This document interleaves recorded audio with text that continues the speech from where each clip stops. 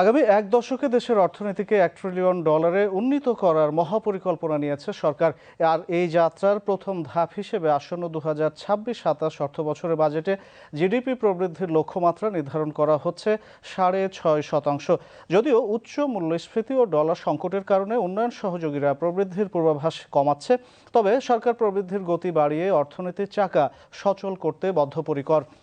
বিশেষজ্ঞরা বলছেন এই লক্ষ্য অর্জন সম্ভব, তবে এজন্য সরকারকে প্রাতিষ্ঠানিক সুশাসন এবং কাঠামোগত সংস্কারের কঠিন সিদ্ধান্তগুলো নেয়ার সাহস দেখাতে হবে।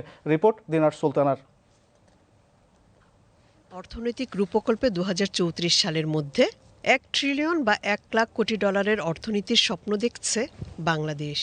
অর্থ মন্ত্রণালয়ের হিসাব বলছে, এই লক্ষ্য অর্জনে আগামী বছরগুলোতে গড়ে 6-7% বেশি প্রবৃদ্ধি ধরে রাখতে হবে। সেই বাস্তবতাকে সামনে রেখে আসন্ন বাজেটে 6.5% প্রবৃদ্ধির লক্ষ্যমাত্রা নির্ধারণের প্রস্তুতি চলছে। তবে অর্থনীতিবিদদের মতে শুধু উচ্চ প্রবৃদ্ধির লক্ষ্য নির্ধারণ নয়, বরং সেই প্রবৃদ্ধির মান, অর্থায়ন এবং বাস্তবায়ন সক্ষমতাই হবে সবচেয়ে বড় চ্যালেঞ্জ। $1 ট্রিলিয়ন ইকোনমি 2034 সালের মধ্যে অর্জন করা কোনো সমস্যা না, কিন্তু আপনাকে এটা করার জন্য যে পূর্ব শর্ত, প্রিকন্ডিশন, সেইগুলা দরকার।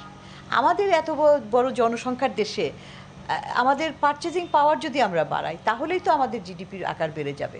টার্গেট কোনো বিষয় না, বিষয়টা হচ্ছে আমি কি ব্যবস্থাগুলি নিয়েছি। বিশেষজ্ঞরা বলছেন, রাজস্ব আদায় বাড়ানো, ব্যাংকিং খাতের সুশাসন প্রতিষ্ঠা, বিদেশি বিনিয়োগ আকর্ষণ এবং কাঠামোগত সংস্কার ছাড়া $1 ট্রিলিয়ন স্বপ্ন বাস্তবায়ন কঠিন।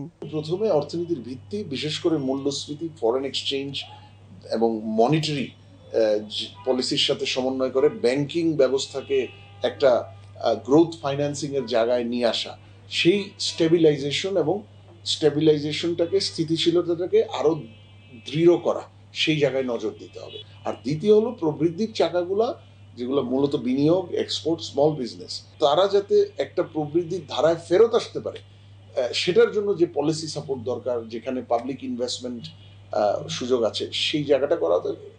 সেখান থেকে হয়তো বছর দুয়েকের মধ্যে আমরা উচ্চ প্রবৃদ্ধির ধারায় ফেরত আসা সম্ভব হতে পারে।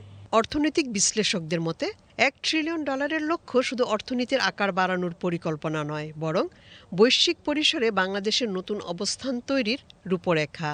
তবে সঠিক সংস্কার ও কার্যকর বাস্তবায়নই নির্ধারণ করবে এই স্বপ্ন কতটা বাস্তবে রূপ পায়। ওভারঅল যদি ম্যাক্রো ইকোনমিক স্টেবিলিটি থাকে, আমাদের ফরেন কারেন্সির যে রিজার্ভ, সেটা যদি একটা কমফোর্ট জোনের মধ্যে থাকে এবং সেই অনুযায়ী পরিকল্পনা নিয়ে এবং তা বাস্তবায়ন, শুধুমাত্র প্রপোজাল না, এক্সিকিউশন লেভেলেও যাতে সরকারের একটা রাউন্ড দ্য ইয়ার একটা নজরদারি থাকে। দিনার সুলতানা, বিটিভি নিউজ।